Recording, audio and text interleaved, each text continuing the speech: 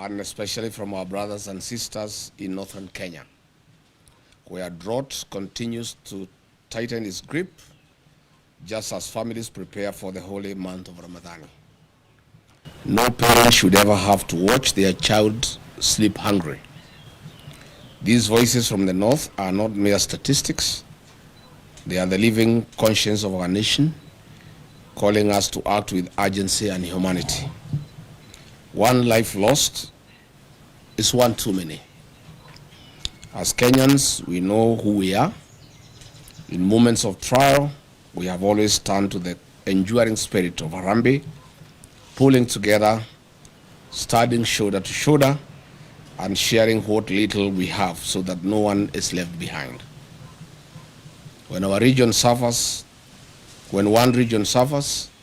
the whole nation feels the pain. When one child goes hungry, it diminishes us all. This is why we must rise together under the simple but powerful call of Kenyans for Kenya, a reminder that our strength has never been in division but in unity, compassion, and collective responsibility. Kenya is now facing a deepening drought and food security crisis that warrants urgent national attention. Current assessments indicate that about 3.3 million people are already experiencing high levels of acute food insecurity, a figure projected to rise as below average rains, rising temperatures, and declining harvests continue to strain livelihoods. As of December 2025, the crisis was particularly severe among the most vulnerable, with more than 741,000 children under the age of 5 years, acutely malnourished, and over 109,000 pregnant and lactating women in need of treatment, underscoring the scale of humanitarian emergency. Further, water stress has emerged as one of the harshest realities. Women and children bear the greatest burden, walking long distances, missing school, and facing increased risks of disease and malnutrition. This suffering is especially painful as it unfolds against the backdrop of Ramadan, when many families already fasting for faith now endure hunger and thirst imposed by circumstances. In light of these realities, William Ruto must declare the drought in northern Kenya a national disaster. Such a declaration will unlock the scale of national and international response required to save lives, protect livelihoods, and restore dignity of the Kenyan people. Before a drought reaches the emergency phase, a responsible leadership does preparedness. With 3 failed rain seasons, what was expected? Building of water ponds, dams, and allocation of emergency funds in time to those in need. In a meeting yesterday, the government, in a typical knee-jerk reaction, allocated 4 billion Kenya shillings to 23 ASAL counties. This translates to approximately 173 million per county, allocated to 3.3 million Kenyans who are affected. This translates to 1,200 Kenya shillings per person.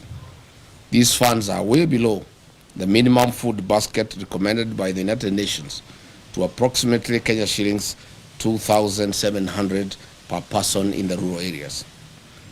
In an expose recently, the Office of the Deputy President spent 338 million on private jets, chartered airplanes, and choppers.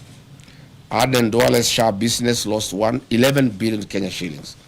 This government does not take human life seriously.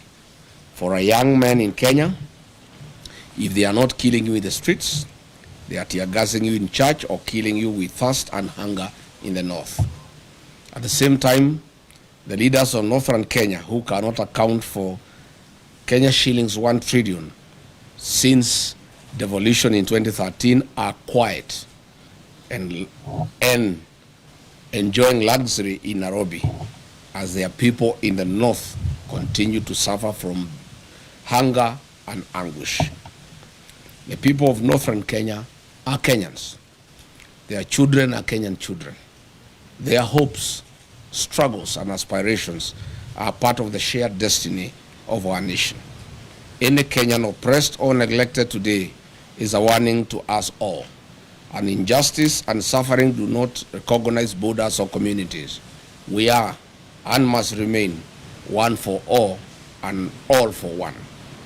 Let this be the moment we reclaim the best of who we are, a people who do not turn away from hardship, but who meet it together with courage, with compassion, and with the unbreakable spirit of a nation that refuses to abandon its own. The spirit of Harambee must guide us. As President William Ruto tours the food insecure and water-stressed north from tomorrow to disperse the Nyota cash in Wajir, Mandera, and Garissa this week, he should know that life is more important and people are at the verge of hunger and death. In any case, the whole essence of touring the north is little on Nyota program, but to sanitize the corrupt leaders who have failed the people of northern Kenya. Furthermore, the Nyota program is a World Bank program happening in other African countries like Angola, Mozambique, Nigeria, Senegal, Benin, Togo.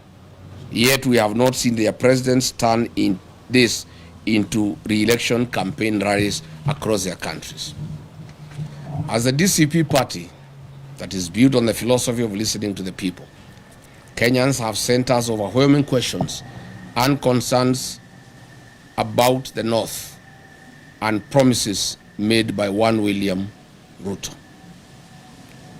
Mr. William Ruto, as you go to dance on the podiums in the North this week starting from tomorrow, do not forget to tell the people of the North why only less than 35% of the population have access to basic clean and safe drinking water compared to the national average of about 68%. The North, too, are Kenyans. Mr. William Ruto, in the North, over 850,000 school-going children did not attend school last year, and the same for this year. Mr. William Ruto, the schools in the North have no classrooms, no laboratories, no teachers. Children standing at the trees. Does this prick your humanity, if at all any is left as you head to the North? Mr. William Ruto, health in the North is just as bad. In Mandera County, half of all women give birth at home without a nurse or a medical doctor. Only 6% of children aged 12 to 23 months are fully vaccinated.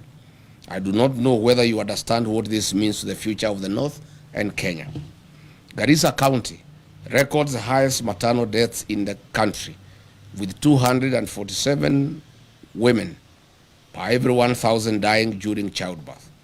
Your closest friend and partner, Aden Duale, is the CS for Health, and he comes from Garissa. Tell him to explain this phenomena to the people of Garissa and the North. You should also explain why you don't ask him these hard questions. Mr. President, in Wajir County, 90% of the population lives in extreme poverty, the highest in Kenya. Marsabit records 85.8%, while Mandera, Isiolo, and Garissa each have over 77% of their people struggling to survive. These are not just numbers. They are mothers dying, children going hungry, and families suffering every day. And because, William Ruto, you are part of the mess in the North through lies and fake promises, please, before you make other promises starting tomorrow, note that the promises you have made to the North in the last 3 years are running into trillions of shillings burdened in lies. We take the trouble to remind you some of them.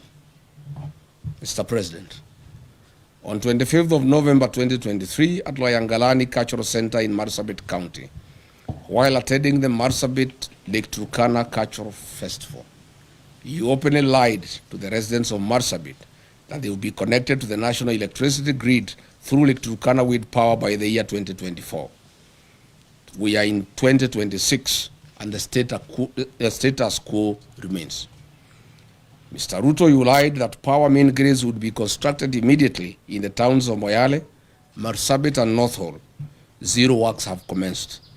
As Ramadan nears, please give these Kenyans power. They do not need to cross to Somalia and Ethiopia to get ice cubes like they have done in previous years. Mr. Ruto, you lied that the Ministry of Mining, Blue Economy and Maritime Affairs would construct with immediate effect fish landing sites and fish processing zones in Turkana County. 3 years later, all we see is cattle rustling and ravaging drought. William Ruto, you lied that the Turkana University College would be granted a charter by the year 2024 to be a fully fledged public university. As usual, where is the university charter for Turkana University for the last 3 years? Mr. Ruto, you lied that FGM would be dealt with accordingly and perpetrators be held accountable. Today, the prevalence of FGM in Marsabit County is at 83%, ranking Marsabit County as the third highest country in Kenya in FGM prevalence. I hope you understand what this means to women and girls of Marsabit as they look forward to exploiting their full potential. Why lie to women and girls, Mr. President? Between 4th and 7th February 2025, William Ruto toured Mandera, Wajir, Isiolo, Marsabit, and Garissa counties, and as usual made a cocktail of promises, deceit, and open lies, as he'll be doing in the next 3 days as he heads to the north. On 4th February 2025, in Mandera town, he promised to end marginalization and inclusive development.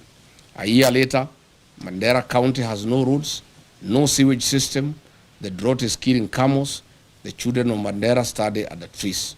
He keeps on as allies, leaders of the Mandera who steal what is meant for the people. The people who have impoverished Mandera are his buddies and political allies. He further promised to put Mandera on the national grid through Ethiopia. To date, Mandera gets electricity on ration basis once in every 24 hours. The president promised to put 1.2 million acres of land in Mandera Triangle along River Daua under irrigation. To date, no progress has been reported. On the same date, at Mandera Teachers Training College, he promised to support improvements in educational infrastructure and increase teacher recruitment in Mandera and Northeastern region.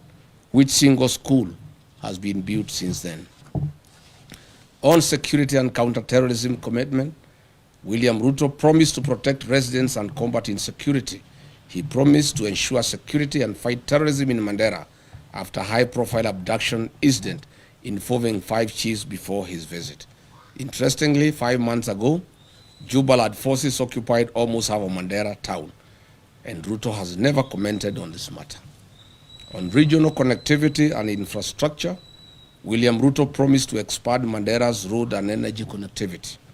He said that the government will build and expand key infrastructure linking Mandera to the rest of the country, including roads and electricity through Ethiopia. It remains a lie. On the same date, William Ruto promised to speed up Mandera water supply and sanitation project at a cost of 3.1 billion to benefit households with improved clean water and sewage systems. Again, this is a white elephant. On February 5, 2025 in Wajir town at Orahek grounds, he promised that his government would connect 20,000 households in Wajir to electricity and expand rural electrification, including schools and mosques, at a cost of 3.6 billion Kenya shilling.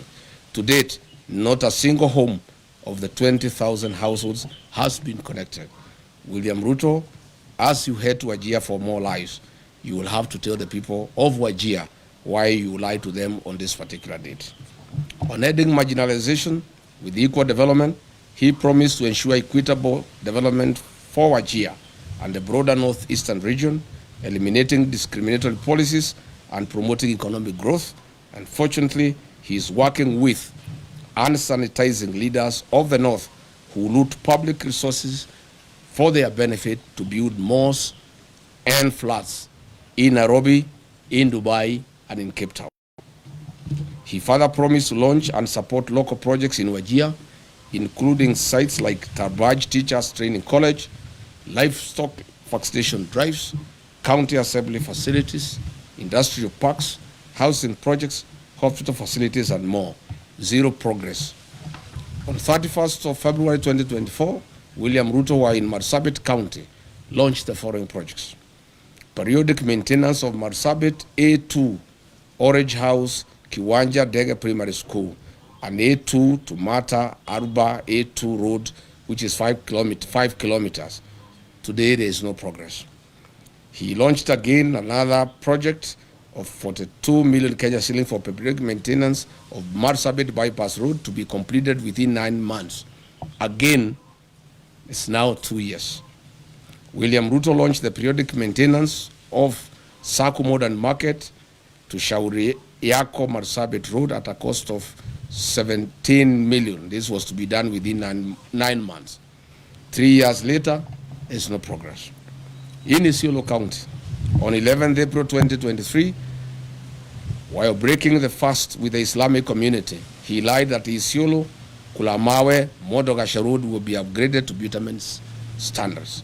Again, it remains a lie. Again, under his leadership, the 9.4 billion Isiolo Garissa Road, unassociated to all weather roads, remain stalled. Further, the Isiolo town water and sewage infrastructure at a cost of 7.5 billion remains a white elephant. The construction of new Tana River Bridge along A3 Road and Approach Roads at a cost of 2.9 billion shillings again remains a white elephant. In Wajir town, the town with no power supply, 63 years after independence, William Ruto has made the following promises, which remains delusional. Water plants at Ajawa, Abdiwako, Kwara, Badibidan, Alanas, Asewaji, Bojigaras, Lehele, Sheba, Abakwifin, Abakwida, Dagale, and Sharifa. Water projects in Habasweni, Buna, Wajia Bol, water piping and supply, Elnuna, Tulatula, rehabilitation of Banish water project, Tabaj water supply, Kulsini water supply, Dentelai water project, Elders and Ole water supply. These remain lies to the people of Wajir. In terms of irrigation projects, he has promised Wajir South Cluster, Mansa, among others. Note that the above water projects are worth billions of shillings, and Mr. Ruto, get these projects moving. As you go to Wajir, tell the people of Wajir why you lied to them and why you have come back when you have not implemented what you promised them. As we speak today, Wajir Level 5 Hospital and Griffith Level 4 hospitals have no sterilization and surgical sets, leave alone having reliable power supply. William Ruto, with the governor of Wajir, you may need to explain this to the people of Wajir. The construction and upgrading of bitumen standards of the following roads in Wajir County remain a campaign lie and tool for William Ruto. Habaswen Township, Elders Township roads, Bute Town roads, construction of Wajir Bypass, drift on Lokole Elders Road, and the Habasweni Mosque Waterpoint Road.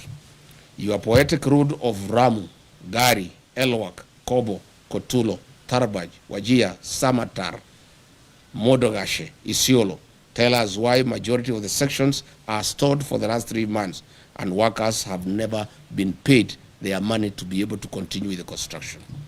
Tell the people of Mandera why power is being supplied once in every 24 hours. You must say what is happening at the Mandera Kenya Power Station. Finally, William Ruto, on 4th November 2023, in Lamu County, Kizingitini, Pate Island, you lied that Kenya shilling 700 million was available for construction of Mutagawada Sea Road. People are still waiting. Where is the 1 billion shillings for the development and equipping of 9 fishing lad sites for Mukowe in Lamu, a lie you told on 27th August 2023? Good people, that's where we are. We wanted to tell William Ruto as he goes to the north, the problem of northern Kenya is a problem of accountability. theft of public resources by leaders that he wines and dines with. He is going to be with those leaders in military choppers, blowing dust and wind to hungry population with no water and food. I would like to ask him to carry food and water for the people of northern Kenya. All the mains and all the beans and rice, blankets, food and non-food items being used in central Kenya, in Nyandarua, in Kiambu, in Murang'a, Kirinyaga, Nyeri, to campaign, he should take those foods and non-food items. I found yesterday in Nyandarua trucks of blankets, trucks of rice and beans being taken to people who have food, who have potatoes, who have carrots. This food is required in northern Kenya. So that is why I called this press conference to ask President William Ruto before he goes to the north to prepare these answers for the people of northern Kenya, because it is immoral to cheat populations. These people are dying, they are hungry, they have no water, they have no food, they have no medicine, their animals are dying. And then you go to dance with them and lie to them all. Asanteni sana. Any question? Yes, citizen. My name is Emmanuel Choko, Citizen TV. Just a few questions. Number one, the region has always complained that they've been left behind due to historical issues. What do you say about that? Because they have been marginalized, according to them. Number two, this is the first time that you're having a presser after the changes at IBC. Are you okay with the person who is acting now? And lastly, there have been some concerns from Senate that there's some corruption. Governors yesterday said that the senators, some of the committee members, CPAC, are extorting them. Would you like to comment about that as well? Thank you. What was the first question? The first question is about the historical... Yes. It is true that northern Kenya suffered marginalization historically, but lucky for them, the 2010 Constitution was very kind to the people of northern Kenya. The 2010 Constitution ushered in devolution. It brought the equalization fund. And since then, the people of northern Kenya have received billions of Kenya shillings from 2013. Again, the CDF has been a very fair program for the people of northern Kenya. Unfortunately, the marginalization that has been perpetuated by the leaders from the region. I have put them to task to explain to the people of northern Kenya where is 1 trillion shillings that has come to northern Kenya from shareable revenue through devolution, money for CDF, money for the equalization fund. When you go to Wajir, to Mandera, to Garissa, to Isiolo, to Marsabit, there's nothing on the ground. If you come here to the mountain region, you will see money meant for CDF. There are all manner of schools. All schools have tiles. Schools have cabro. They have modern buildings. If you go here to Kajiado North, the money for CDF is visible in the rest of the country. But there's nothing in northern Kenya. Zero. All these leaders are just here in Nairobi. But there's no accountability because they don't even allow audit to take place. They feign insecurity so that audit has to go into northern Kenya. If you look at the money that has been given to the governor since 2013, there are no hospitals, there are no dispensaries, there are no health centers, there are no ECDs, there are no roads, there's no water, there's nothing. Northern Kenya requires a special audit of all the funds that have been disbursed to those areas since that time. Number two, you have asked about IBC. We went to IBC and raised various issues. Of course, we did demand the removal of the CEO, and we are grateful that he has been removed. We call for a transparent and open recruitment of a CEO with no interference from the state. Further, we call upon the IBC to terminate the contracts for the mathematics system of conducting elections, the Venezuelan technology that was illegally extended by the outgoing CEO, Juan Marjan. He did it when there was no commission. It's an illegality, and that contract is illegal. And that contract should be terminated, and IBC should advertise and acquire modern and credible system for conducting our elections. Thank you. On? Yes. Most of these governors cannot complain of extortion. Why they are being is extorted, especially the ones from northern Kenya. They have stolen all the money meant for the people. So I gather the senators are reasoning that since they have stolen from the people, they need to steal from them.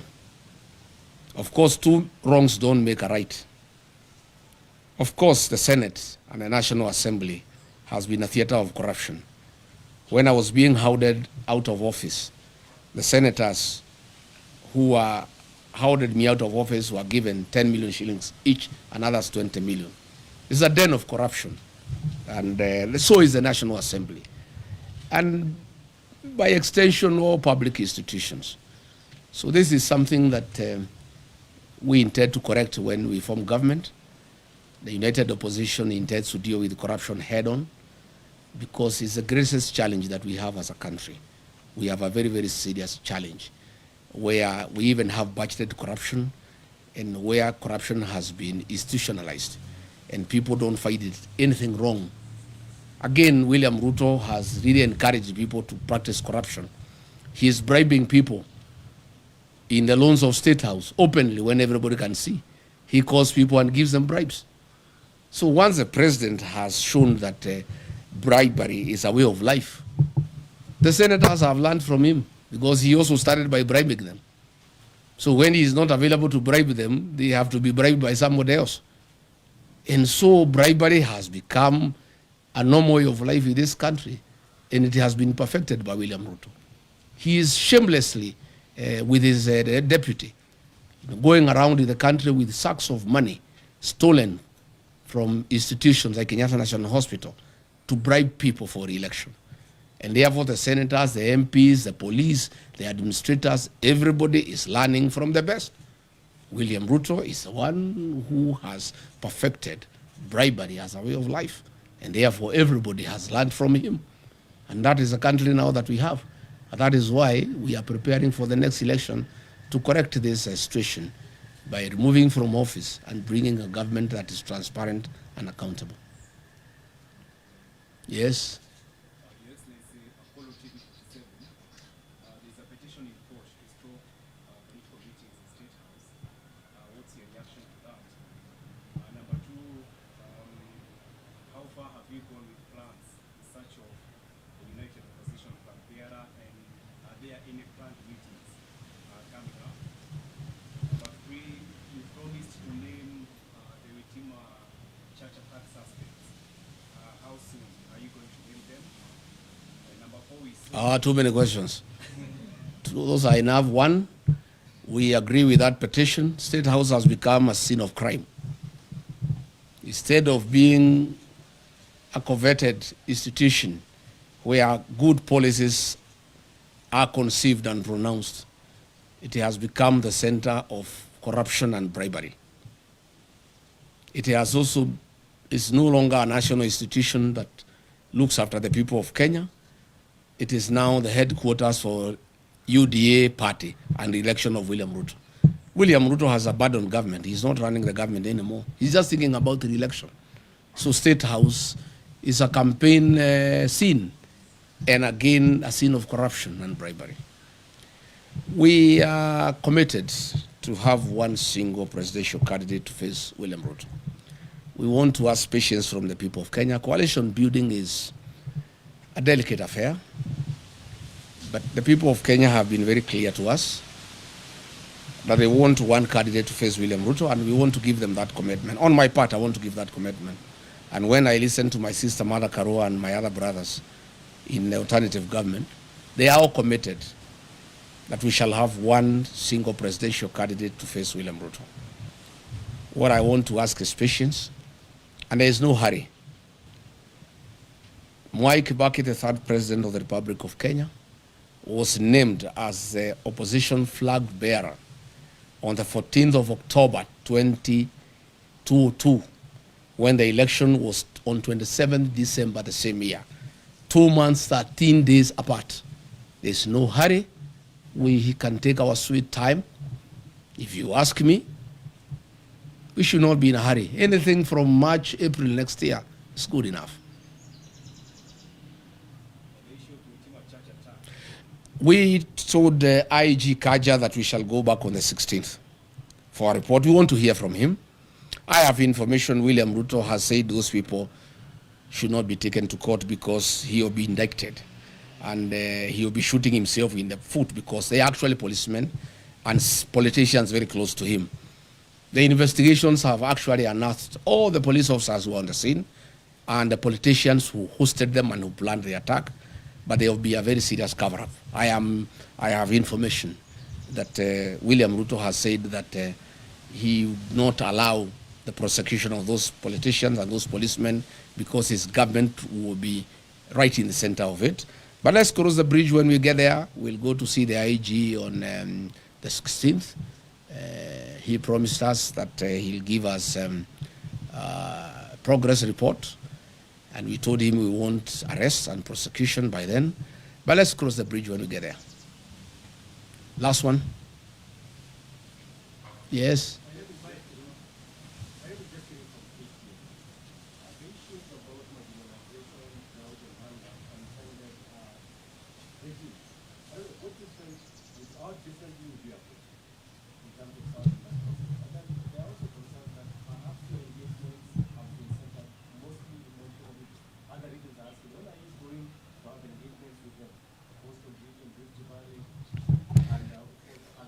My friend, I'm here today talking about Northern Kenya. I'm a Kenyan leader. William Ruto has unsuccessfully tried to say I'm tribal because I come from the mountain and I spend a lot of time there because it's home. Even you people, when you go to work, in the evening you go back home because that's home. I'm a Kenyan leader and I'll be talking about Kenya. I'm today talking about Northern Kenya. Later tonight I have radio stations from the Ma community discussing issues in Narok, in Kajiado, and in Samburu. I want to say the 2010 Constitution dealt in a very big way with the issue of marginalization. My administration will work on accountability to make sure that funds, public funds,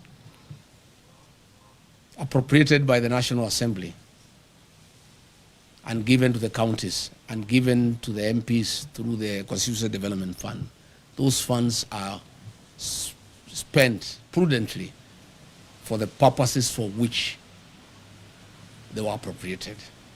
I don't think we have really a big problem about lack of funds. It's the issue of accountability, and more so the North. The people of Northern Kenya have borne the brunt of lack of accountability.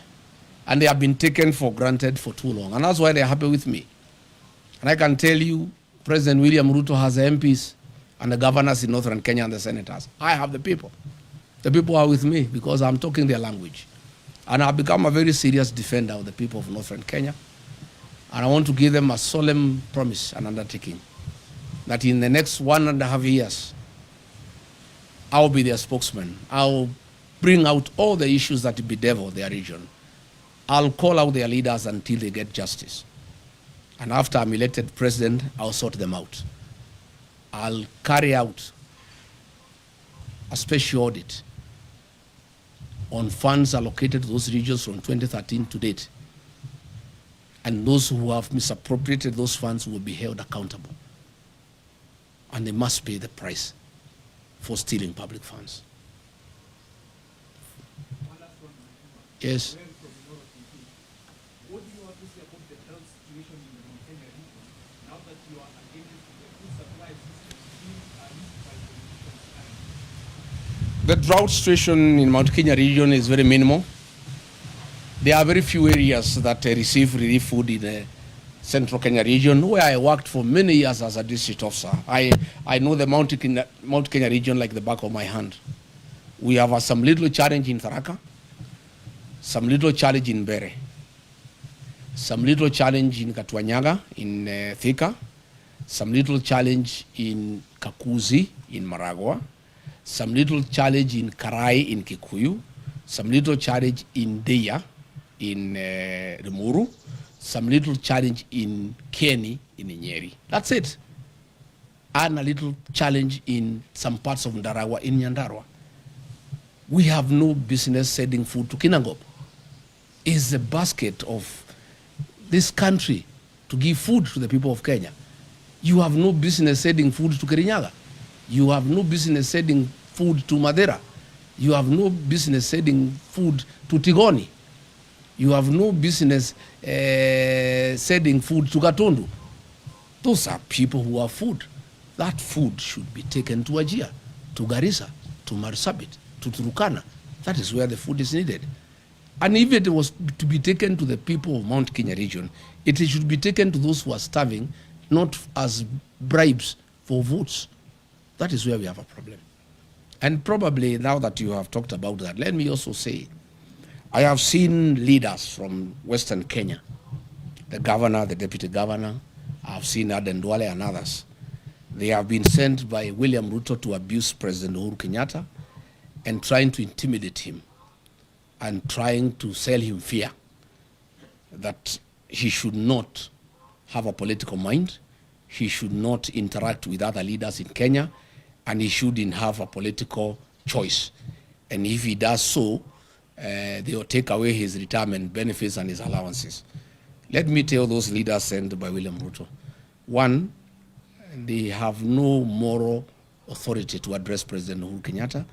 President Uhuru Kenyatta is a retired president of the Republic of Kenya, a statesman, a very serious nationalist, a Kenya who served this country with dedication and who deserves respect.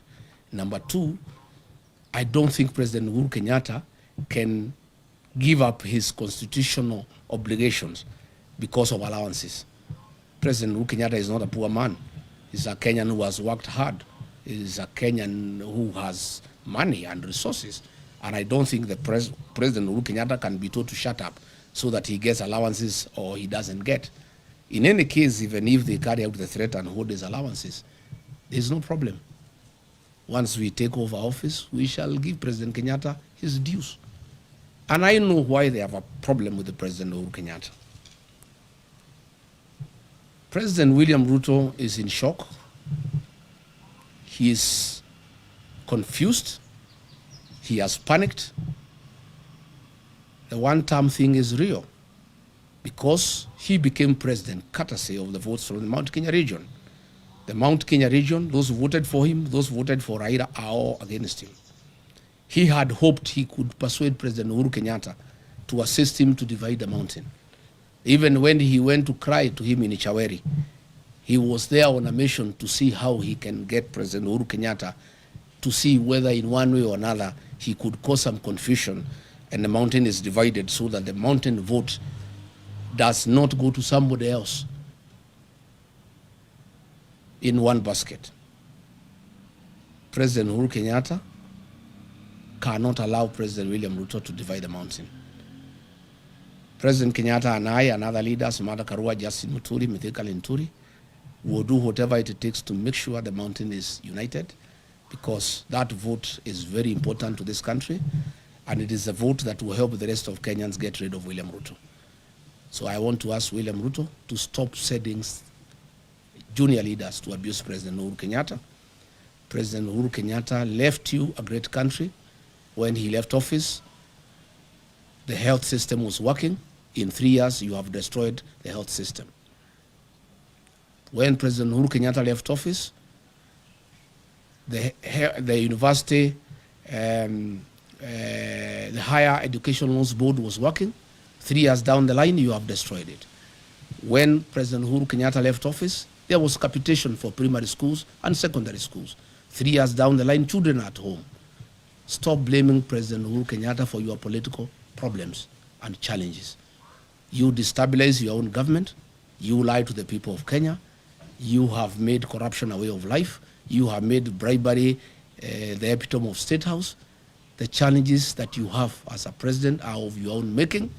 And stop blaming President Uhuru Kenyatta. Stop sending leaders to abuse President Uhuru Kenyatta.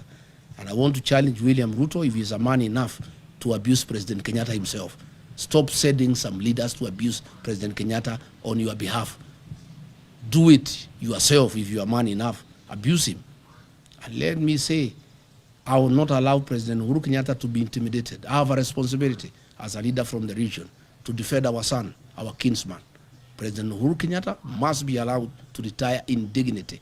He must be allowed to enjoy his constitutional freedom to do whatever he wants.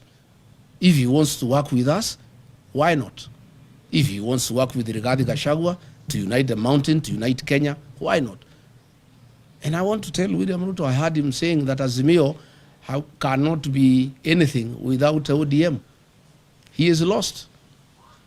The ODM of Raila Odinga is not the ODM of today. What William Ruto is holding is a shell of ODM, the fake one, of Junet Mohammed, Gladys Wanga, and Oburu Odinga.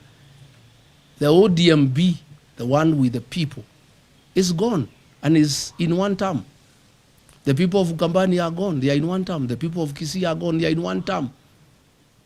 The mountain is gone, is in one term. And by the way, there is no UDA without the mountain. It's a shell. So let him not, and he should know, Azimio only lost because the mountain did not go to Azimio in total. As we talk, the mountain, Azimio, United Opposition, ODMB, all of us are in one term. We'll get 70+1 and we'll make him one-term president. So let him stop sending people to abuse President Uhuru Kenyatta. Let him not demean Azimio. Let him deal with his own challenges that are self-inflicted. He mismanaged politics. He mismanaged the country. He made corruption a way of life. He made lies as his trademark. And Kenyans are fed up because they can see through him. And therefore, he should sort out his own problems, and he should not send people to blame President Uhuru Kenyatta for his woes. And I want to say to the people of Kenya that I will take time. Anytime Uhuru Kenyatta is attacked, I must defend him as our retired president, as my brother, as my kinsman. And I have a responsibility to do so. And that I'll be able to do from time to time. Thank you very much, asanteni sana. Mungu abariki. I think we have said enough, asanteni.